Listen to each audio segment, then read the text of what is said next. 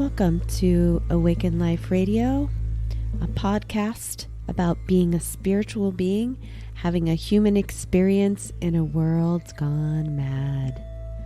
Each week, we will be discussing on topics of self-healing, cultivating your intuitive superpowers, getting in the flow with life, and how to be a vessel for planetary service. Creative tension and resistance, or like an apparent block, creative block, it's a fascinating area of contemplation for me, because some might tease this apart as a problem, and sometimes it can be a problem. Sometimes it's just about troubleshooting or like asking different questions, and sometimes it's really about there's this work that's being done in the unconscious or like in the underground. When I approach creativity, I'm having an experience of collaboration with the holy.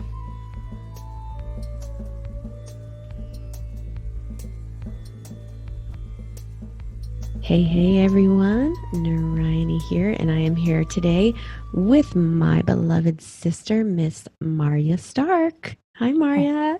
Hi. What's up across town? Just chilling, looking out this beautiful afternoon outside of my lovely western-facing window with the crystal in the window where the prisms come through when the sun blazes through it, and I have a cat sleeping behind me and just kicking it. Locating yourself on the wheel. I'm facing you because I'm east facing of my studio, looking towards downtown, towards I know where you live. Mm-hmm. So I'm east facing, looking out the window of my grandparents' beautiful stained glass, colorful art of the hummingbird and the hearts. Looking at you. So we're here today from Santa Cruz, representing, and I wanted to talk with you today on Awaken Life Radio because you are one of the people that to me really represents balancing your personal spiritual journey, your feminine path of spiritual awakening with service in a way that really inspires a lot of people, and I've seen it continue to inspire more people, which makes me such a proud sister. And it inspires me to keep going, and I love you so much, and I love who we are and who you are. And I think a lot of people right now are struggling with, purpose, if they haven't already found like what they're doing here.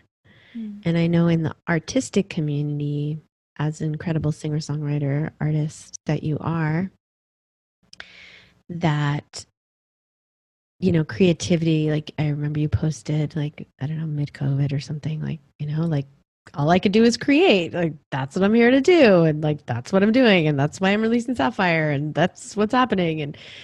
And it just was one of those statements that was really simple and obvious, but at the same time really profound and healing. As someone, you know me really well, so I'm very solution oriented, even though I'm a stance for the feminine, I'm very masculine in that way. And so I felt like, okay, there's a solution, like just do what you're here to do. But a lot of people don't quite know what they're here to do. Can you speak about how you really found the path of your dharma and of like doing what you love and just making a living? I mean, I'm talking about more the way back in like 10 years ago or something. And you really decided, like, can you speak about that? Because a lot of people don't even know, like, how to transform their passion into their purpose, to be kind of passion into purpose. Yeah. Well, I have a long history of music being something that has ignited my soul and has always called me into play. And so as a child and as a teenager, I was curious about music. And I let my curiosity lead me. And I had enough support around my curiosity to explore unobstructedly things that just I felt like exploring. And so it started with the natural discovery process and natural curiosity. And natural curiosity and enjoyment led me into discovering and like cultivating different skills. Like, oh, I like the guitar. I like listening to the guitar. And like, how do they do that? And just like kind of messing around and finding out how to do things that I liked. And so it's like it sounds really simple. It's just like, oh, I just did the thing that I liked. Like I figured out like why do and I questioned like why do I like it? Like what is it about this that I like? It's that curiosity that then guides one to ask questions that then the parts of us that are looking for answers start to answer these questions that we're asking about what we're curious about.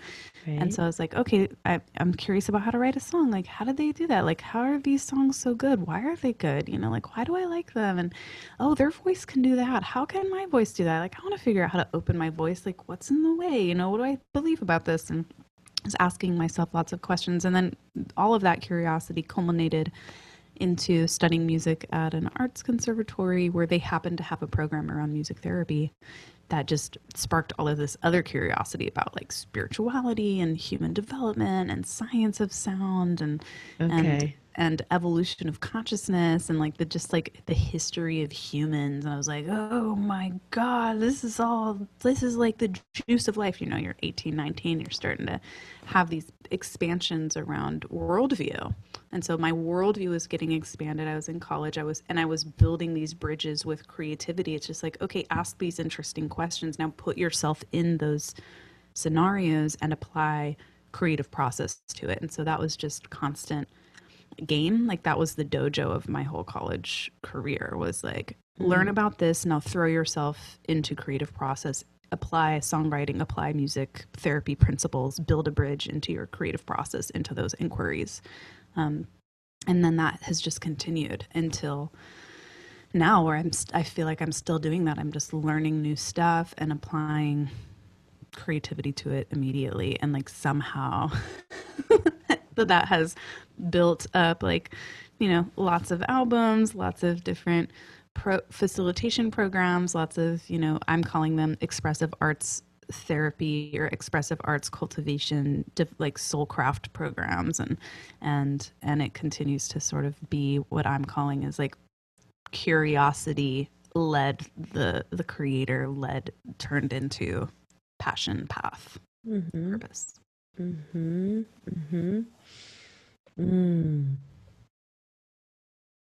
just taking it in. I'm like, yeah, I'm thinking about that, that aspect that I know about you that is really self-reflective. And, you know, on Awaken Life Radio, I really love talking about self-healing because I feel like it's a curriculum that we didn't have in K through 12. And, you know, now we're getting it, mindfulness in schools, how to breathe into your belly, how to quiet your mind, you know, and like I was talking with you about, you know, the TikTok thing of reality shifting, like kids are like 18, 19-year-olds are like, what? I can meditate and make myself tingle and visualize my future. Like, what the hell? So, and I love that like curiosity too, that can just, I mean, I think when we're talking about like people who don't know what their purpose is, it's like, what great, what a great thing. You don't have to know yet. Like, it's like, instead of focusing on what your purpose is, it's like, what do you like? Like, what do you enjoy? What turns you on? What makes you excited? Like a little kid discovering something for the first time, like what are you all interested in? Right. That I love that because it reminds me of Sapphire. What's the video? What's that like epic video? Is it the Stargazer from the album? Is it what's it called? Stargazer, right. And I had just done this powerful inner healing child with one of my mentors that day when Stargazer came out, and I was like, The pink and the blues. And like, oh my God, Marya's inner child is so happy. Totally. Yeah. I'm like, oh, they're just like doing what you love. And then we did that class because I asked you to speak to the Soul Sisters group, remember? And the theme was like pleasure. You can have pleasure. And like, you can have pleasure. It's okay to feel good. Yeah. And I found in my own journey that I mean, that in 2020, I found again and again and again that through the mm, through the curiosity of the pain, not just the pleasure, but those blocks, right? Like what's going on in my own body? Why can't I? What doesn't feel right about it? What is going on?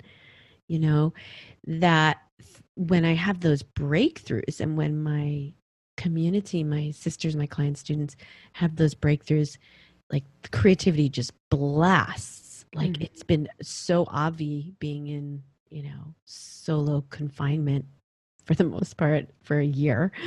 To like be with myself, right? And I know that COVID's been an opportunity. Some people are coming out like, healthy and inspired. Some people are like, man, I gotta lose the weight. So we have this opportunity of self-reflection and self-healing for those that are on the journey to learn how to do the work to own your shit, clear your shit, and then see what wants to emerge. Can you speak about the magic that happens when, you just like can't move, can't do it. No, blocks. And then you have your breakthrough, your cry, your realization, your dream, your orgasm, like whatever that is. You're walk around the block and then it's like, like right. Does that happen to you? It's right there. Totally. It just comes. I'm in a creative tension and resistance, or like an apparent block, creative block it's a fascinating area of contemplation for me, because some might tease this apart as a problem, and sometimes it can be a problem. Sometimes it's just about troubleshooting or like asking different questions, and sometimes it's really about there's this work that's being done in the unconscious or like in the underground. When I approach creativity, I'm having an experience of collaboration with the holy, and I feel like when I'm called really deeply to create something, that there is this completed thing on the other side, but the magic is happening in the process of being created by this thing, and that like I'm on a journey of soul excavation, and that like I happen at the end of the process to have a souvenir, of the journey, which was the destination, but it's really a souvenir of what was being cultivated inside of me and transformed within me to become one who is able to like go in from the mystery realms and bring something back that's tangible, that can tell a story about that experience of working with the mystery. And so when I think about like creative blocks, right? Like, okay, I'm having this experience of like there's something on the other side. I'm sensing it, I'm calling it, I'm like being courted by it. It's asking me to grow into someone who is one who is able to do this thing, that I will encounter parts of me that are in resistance to whatever stage of growth I'm at. It's just like it's either resistance around some personal belief system, it's resistance around some gap in understanding of how to get from A to B to C. Like I don't know the map, and there's something in the struggle, in the tension of problem solving, that is part of the like muscle building of the gym, like spiritual gym of the artist who is like creating beauty from chaos, and it's there's these obstacles that are unavoidable, and I think they're incredibly important. And I also I see them almost like there's a mycelium network underneath in our subconscious, and it's always communicating, it's always working. Mushrooms only grow when the conditions are right, like the rains come and then like all of a sudden, boom, it's mushrooms. It's like, but it was happening underneath the surface the whole time. Right. So when we're in this quote creative block, like we have no idea what underneath is trying to configure in order to put certain puzzle pieces of awareness together so that suddenly the conditions are right for, and then the creative energy happens, like, ooh, boom, it's mushroom season, like it's just erupting now. Right, But right. what was happening to prepare and pave the way for that? Yeah, I want to talk about. There's a lot in there. I love that you're bringing up mushrooms. I saw that you have a recent love affair with mushrooms. That's awoken. Oh, an awakened love affair. I'm like deeply like a I have an affinity for mushrooms. Like it's like a sudden mushrooming of my soul love for mushrooms. It's wonderful. It's fabulous. Blossom. Great, like rainy Santa Cruz winter fascination. There's a bunch of things that you said in there. One is soul excavation, right? I love that term. That's just such a gorgeous term. And let's just start with that. Can we talk a little bit more about the soul excavation? I keep kind of pulling it back to what we're talking about with Awaken Life Radio, but my intention is to really support people that don't have a strong mycelium network or aren't aware of the, let's say, aren't aware of the mycelium network of their field and of the world. Because of course we're always connected, and we know the biggest lie is that we're separate and that we don't have potential or source and that we're stuck and that life ends, and all of that is a lie and an illusion. And when we recognize that we're part of this great network, and yet we still have individual responsibilities to do our inner work, to do the soul work that I know that you do and that I do, and that we get to teach and we get to share. So it's so amazing, actually, that we get to have people who want to hear our process and that it inspires them. It's like, oh, that's great. Can you talk about some of your deeper process in moving through some of the basic issues around self-healing? Because we know whether your creativity is you want to be a musician and an artist, or like me, I do writing and or create graphic art and stuff. Now I'm going to start painting. Now I want to become a DJ. Like all this creativity is emerging.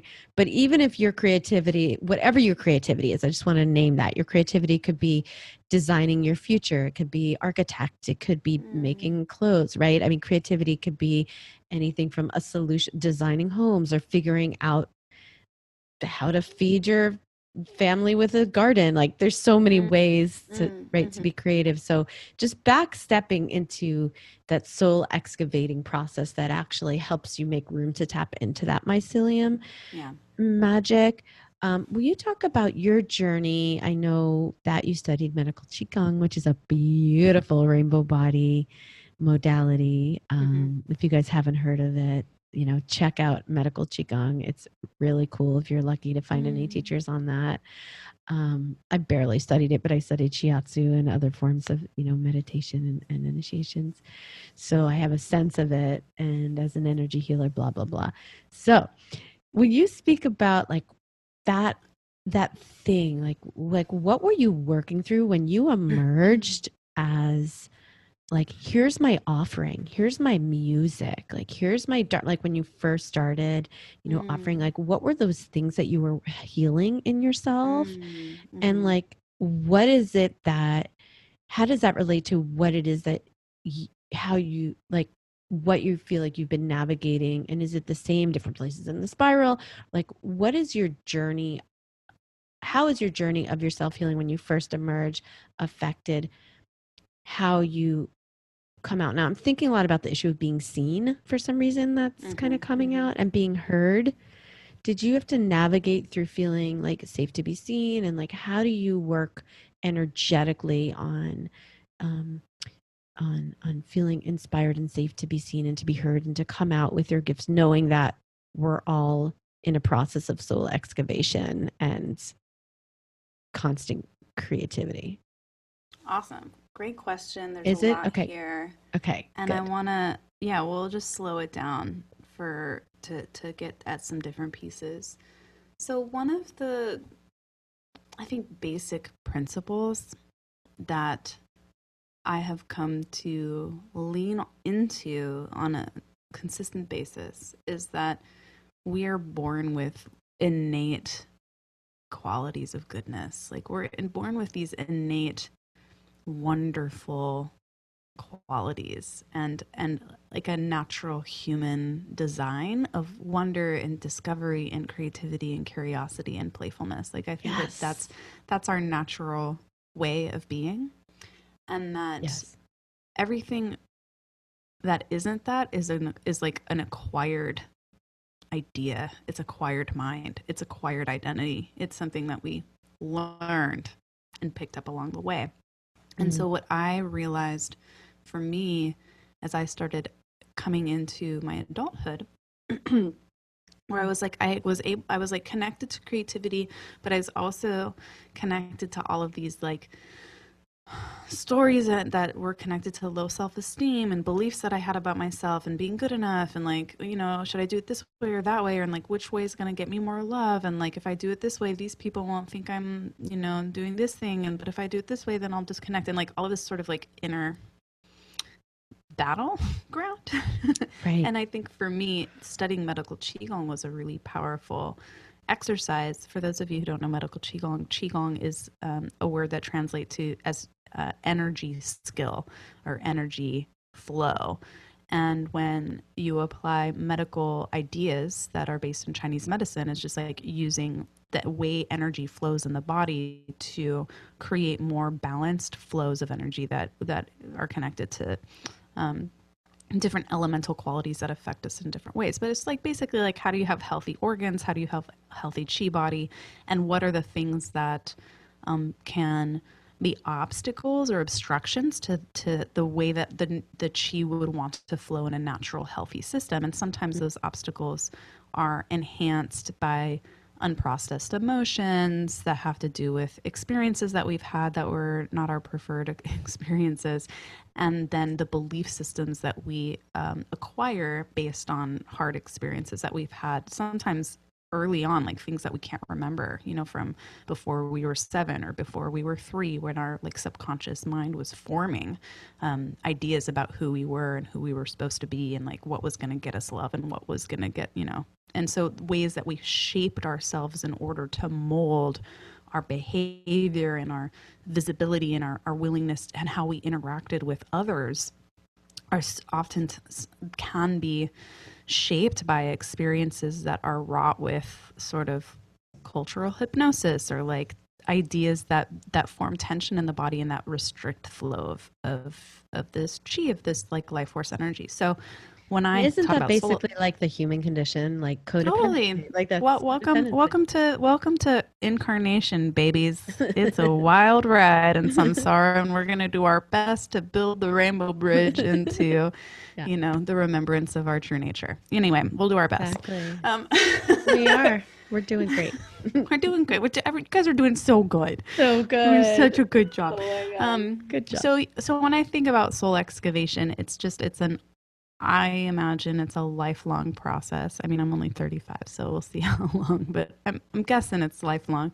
And it's an excavation of discovery, of returning back to these original qualities, these innate qualities, and then exploring like the patterns that arise from the human condition, and explore like, wow, what do I believe about that pattern that's arising? It's like, oh wow, I'm having these like big emotions, like what happened that sparked that, and like what did I think, what part of my biology is responding versus what part of my subconscious belief. And like for me it's a process of self-knowledge and self-regulation, and exploring greater and greater depth of being and depth of consciousness as an act of truth to dispel the hypnosis and the trance states of our culture that perpetuate the lies that we're alone, that we're disconnected, that we're bad, that humans aren't deserving of like life and a myriad of other kinds of things that are just in the fabric of the culture based on what, you know, unhealed wounds of the ages. So for me as an artist in soul cultivation, it's just like, okay, like I'm here, I'm in the mess of samsara, I've incarnated into this realm, here we go. Who am I in terms of my family? Who am I in terms of my culture? What do I believe based on what's been taught to me? And like, can I put it out on the table and then see what else there is if all of those things weren't how I was, like you said, orienting to my life. Like what if I could orient to time and space and to creative life force energy outside of the boxes that I've acquired through a lifetime of conditioned reality? Yep. Yep. Good answer. Yeah, and there's so many, many modalities to do this excavating work. Mm-hmm. Your breath is a modality. So even if you guys don't study like practitioner level studies, just doing that work of awareness and setting that intention to decolonize your brain and your field is soul excavation.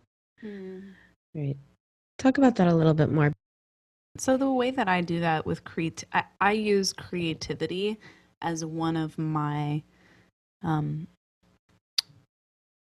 dojos or like practice rooms to keep in the conversation. So people are like, "Oh, how do you make creativity your passion and like your purpose and make money?" I'm just like, I'm basically constantly just using creativity as the practice of exposing my true nature to myself the best I can, based on just being real with what's happening in the moment, not hiding from it, bringing it into the center of my creative process, creating something around it, reflecting on it, doing the next thing. It's just like that's what keeps the energy flowing. And when people have obstacles, they're like, "Oh, I'm in a creative rut and I can't just like move in this direction." Like that, I also get into creative ruts, and I think I've just trained myself to allow my creative ruts to guide me to a different part of the creative process rather than to kick me off of the journey of creation. Like it's become more of just like, "Oh, this particular part of my creative garden needs a pause. So I'm going to go look at the other parts, or like try something different, or like get support for this part of the garden because maybe I'm not seeing something, that it's getting stuck because of something I can't see yet." And then and trusting that process. Yeah, and you have enough experience. That's a funny term. Under the belt. It's all under your baby. Yeah, woo! You have enough experience under your belt to be able to start to just activate those tools and things that you've learned, and I more appropriately would be like in your body, like you have the new patterning to be able to self-source or to ask for that help. Kind of where my mind is going right now is for those people that are that are creative and get stuck and are like, "Shit, fuck, I can't do anything, I'm just stuck." It's like, did they have those tools? Do they have that guidance? And is their art and their creativity related to their dharmic path of service? That's something I think one of the reasons you and I became friends so quickly is because we met with projects to do like big things in the world, thinking, a lot of that was planting seeds of things that came into different forms over time, but spending time going like, we are committed to like fucking waking up the planet and healing ourselves and loving each other and like loving ourselves unconditionally and doing the inner work. And some people, I just feel like if they haven't had the tools or they don't have the practices of doing that soul excavating work, whether it's therapy, whether it's the work that I offer, whether it's the Rosebud Academy Arts, what you're doing, if they don't have that, then there is a seeming separation between their own inner work and their work in the world. And so what you've been able to create, and something that I feel like I've created as well, is like my realizations come right out in paper or in a blog or something. They become teachings for my clients, or the next person that crosses my path is going to hear my latest realization. So it transfers into I give it back to my community, and we feed each other, which is something so beautiful about awakening community, is we get to feed each other in that. And many people around the world that don't necessarily live in sunny Santa Cruz or don't live in conscious communities, they feel that, and I'm sure you've met people like that too with your online work and stuff, who are like, "Oh, I need community, I need people who get me, I want to feel seen, I want to feel heard." And So sometimes their work is trying to blossom without the garden or all of the, right, like the cross pollination. So even just, you know, you and I doing a podcast, be like, oh my God, I had this realization, just think about what we're going to talk about. And that could inspire, you know, a whole chapter or a whole song or a whole poem. And that could benefit all these other people. So I just want to say to you guys that are listening, like, you know, you may find that there's not that bridge because you may not be sharing your inner process in a flow, in a way that's flowing and exchanging and cross pollinating with people that are also going to feed that. And so if you don't feel that, definitely check out what I'm doing, what Marya's doing, you know, either Awaken Life School or Rosebud Bard Arts, and we'll give a link to that in a little bit, so that you can be part of people that are in this conversation, because that's an equally important part of creative growth and spiritual growth and awakening service, is to be able to practice and play with how we share and what we're sharing in a safe way, so that as we do emerge in, you know, putting a song like you were on NPR like in November, like what, you know, like for sharing on that scale, it didn't just come out of nothing. It came out of you know, singing like, oh my God, you guys, I'm going to sing this like in a coffee shop 10 years ago, or in, you know, Cafe Gratitude, wherever we were, you know, a Queen song. Like, and I remember that girl. I remember that young woman, and now I see you now, and I know that that garden and that life force has been, you know, something that you've been that you've been in the process of co-creativity with. And it's so good. It's so helpful, you know, it's so helpful just to have that. It's so different because you have the evidence that you're not alone, and it helps. Right? It definitely helps. Yeah. So self-healing is really kind of the first thing sometimes, or seemingly first, although there's all these things happening at the same time. So do you have the tools to, right? Do we have tools? And you have a really beautiful tool. I love the womb work and the womb mapping. I don't know if you called it womb mapping, but that was what I experienced when we did the womb mandala, you know, in Soul Sister group. It's like, you have these ways. I do a lot of sitting. I just sit and I just listen and I breathe and I feel and I track, and things just emerge like that. And I find that if I don't move through it, I start pissing off people around me. I feel out of flow with my environment. You know, I stress. And so it has to move out, right? It has to transform just to feel healthy, just to feel vitality, you know? So that's why I feel like you and I don't talk as much about it. I do some of that, like with juicing, and here's like my latest cleanse and whatever. I feel like the process of self-healing is so rich in its own, but if it's just about you and your self-healing and it's not being transformed into a dedication or service or a way that you're helping others, that sometimes that's where the stagnation is, and then the spiral goes the other direction and people start spiraling down and go kind of gray. You know, we've all had that, and you feel isolated, right?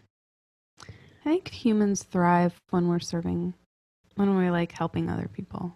I think it's part of our way of being. Like I was just talking to my partner, he's reading a book, and it's talking about like the power of the upside of stress, right? Where it's like, oh, we have this story like stress is bad for you, stress is bad for you. And that there's actually all this research that is showing certain kinds of stress that can actually help people thrive. And that like when people were taking a vacation, right, they had vacation time, the people who did community service on their vacation time actually reported feeling more well rested at the end of it, or having like the fear of not enough time it went away because they were in the flow of service.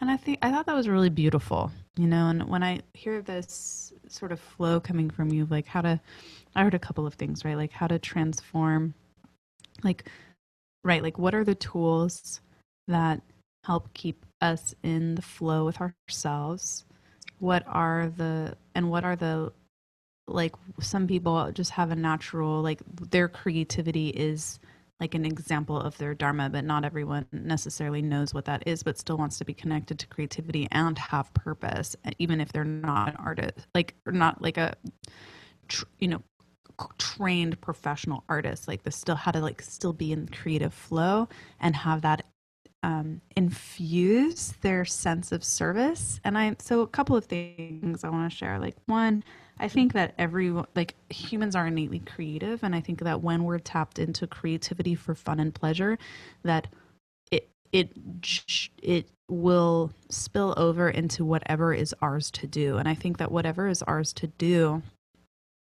as part of a greater network of human family, whether it's to show up and be a teacher, or show up and care for the kids that day, or show up and do whatever it is, dig in the dirt, like, be a part of the build crew. Like, there's a lot of ways to contribute life force energy to this thing that we call the village circuit. And that when we give time for things that are just for like our own creative enjoyment, I think that we can bring whatever we discover and infuse that joy of creative expression into, like, oh wow, this build that I'm doing, and now I actually have new ideas because I'm seeing it differently, because I spent some time working on a guitar song and I learned a new trick over here, and it's actually opening up my mind over here. And now all of a sudden, like, oh wow, I love building. Like, what if I added art to this building? And now suddenly someone's taken something that we can see as mundane, right? Like, oh, it's just building. I have to build because people need to build stuff. And like, is suddenly having an experience of that being a magical thing. And I think that we can make anything that is apparently mundane and see the deeper magic of it. And so that's where I think of, like, oh, people who are not necessarily, oh, I'm not an author, but I love to write. Like, it's like, well, do what you love. And then how does that change how you see the world, and where you can see yourself in your world as being part of the magic that's naturally happening anyway. So I think I see that as being part of it's like bringing passion to whatever you're doing, and that in itself is a purposeful act. It's like, oh, making every day part of this purposeful act of bringing that quality of self and quality of enjoyment of life. Then Right. that from there we get new ideas of how to make more of that. Right. And I just love like the magical witch's path and the like indigenous path of offerings. I remember you sharing with me a few years ago that you were like leaving little stacks of pennies around town, or like quarters or something, and you have this like Tibetan Buddhist lineage as well. And I have this yoga lineage, and, somehow along the way and all the different things and all the Dakota initiations and stuff, like somehow I found that offerings are the way, little offerings are the way, whether it's, when I drink something, a little water on the ground, my African friends do that, or it's, pennies on the corner, or like leaving, giving away free food downtown, or singing a song is an offering to the ocean, which I do a lot. I just go down to the water and sing a song.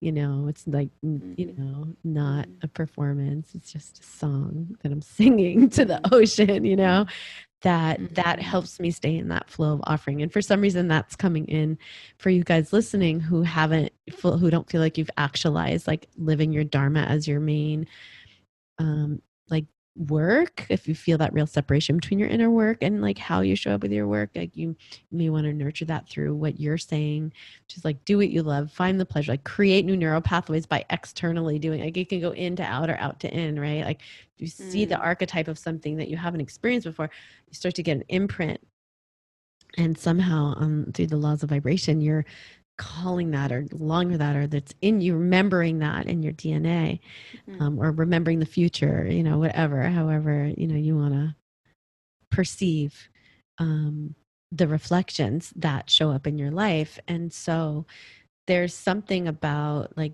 creating, like doing offerings, doing magic that gets you in the template that prepares when those opportunities come, you have the impulse and the frequency to create in a new way. So there's these other layers that that are, I think, really like the feminine way, because you're creating the container, the vessel. You're honoring that through, through feeding the field with those practices of offering and of pleasure and of connecting with community and being part of that mycelium network. There's that again. That's always there, like the tree under the ground. Do you have any interest to sing a song for us? I could sing a song. It's a surprise question. I just thought that might be a nice way to close out. We've been talking about a bunch of stuff, and because this is, I wanted to make this podcast at the length of, bite-size length, so it didn't overwhelm you. Although we could talk all day, I kind of like threw it on you. I was like, and you will sing a song. We've been able to create some cool stuff for the awakening map for the 12 sacred themes. There are songs, there are chants that Marya created when she did expressive arts with me as we ran the themes theme training in a community circle many years ago in Santa Cruz. And I play them on retreat when we work with the themes, and the women love them. And so I'm not sure by the time this recording is live if it's come out yet, but there will be a release eventually of these beautiful songs. What are you going to play for us? Yeah, I'm going to sing a song called the Prosperity Codex. I was going to play a guitar song, but I wanted to sing this one since we're talking about tools of empowerment and reminders of innate qualities. So this is a song called Prosperity Codex, and it was inspired by all of these magical stones that are related to different qualities of generosity. So these are stones that are related to prosperity, but it's the idea that we're like we're connecting to these rays of energy, these lights, and these innate qualities of magic within us. That this actually, by generating this alchemical rainbow elixir inside of ourselves through this like crystal song, that we can actually become a generous, generative being with whatever it is that is ours to do. So that's what this song is about. And I'll just jump right into it. Great.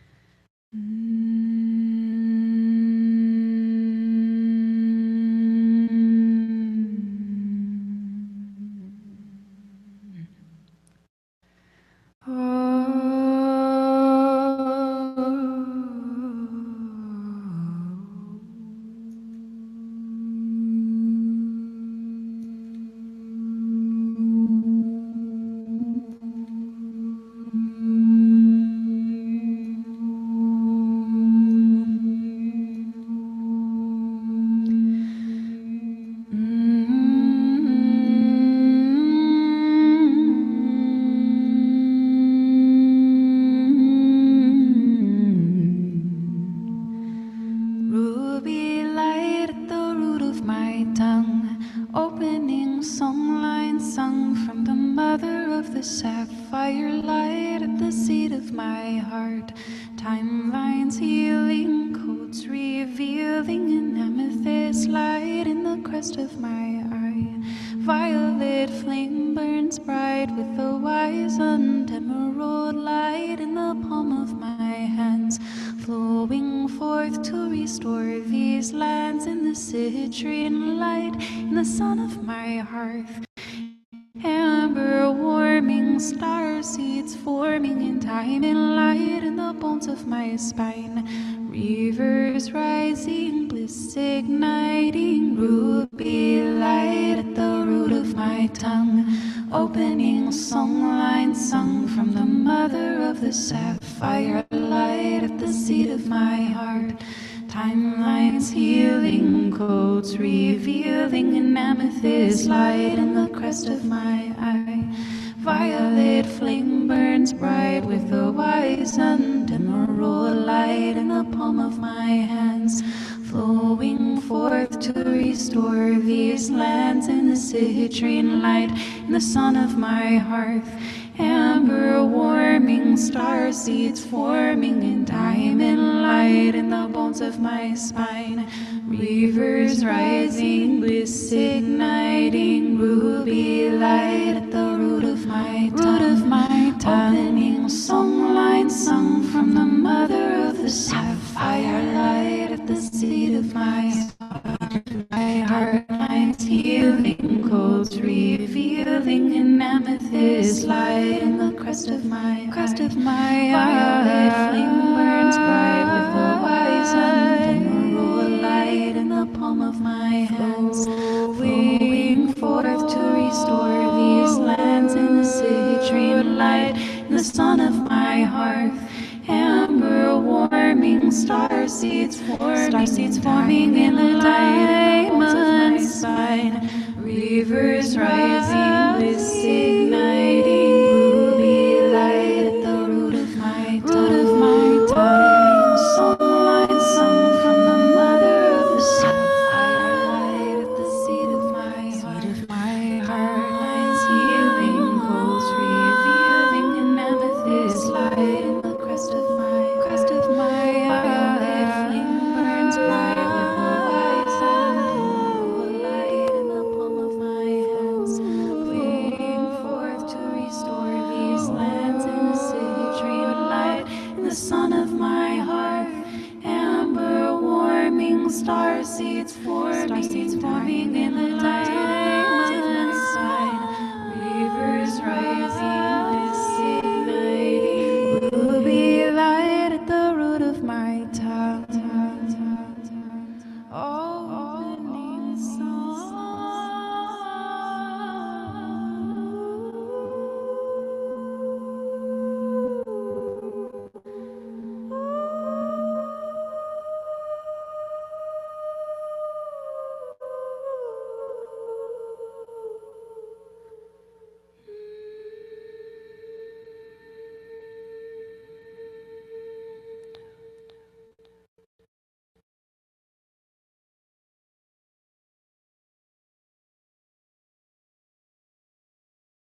Yay.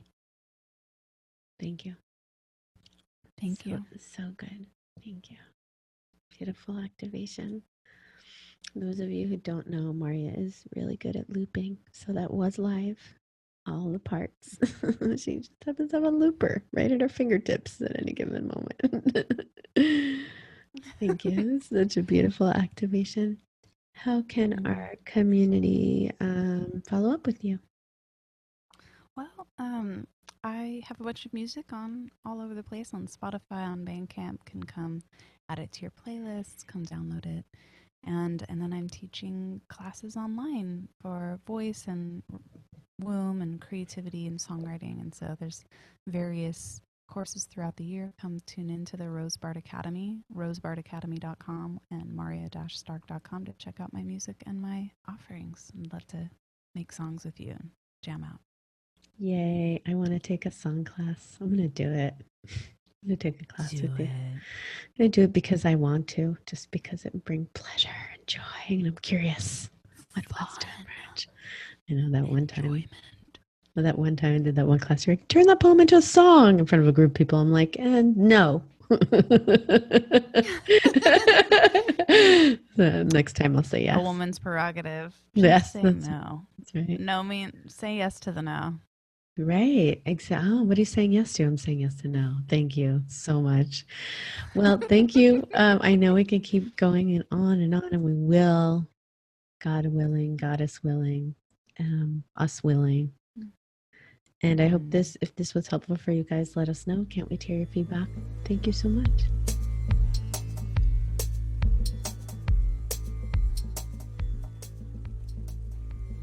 Thank you so much for checking out today's episode. If you love the show, and we sure hope you did, please like and subscribe to Awaken Life Radio on iTunes or wherever you listen to your favorite podcast. Make sure to also check out NarayaniGaia.com for offerings on private sessions, mentorship, and classes to support you in your awakening journey. Thank Thank you so much. And namaste.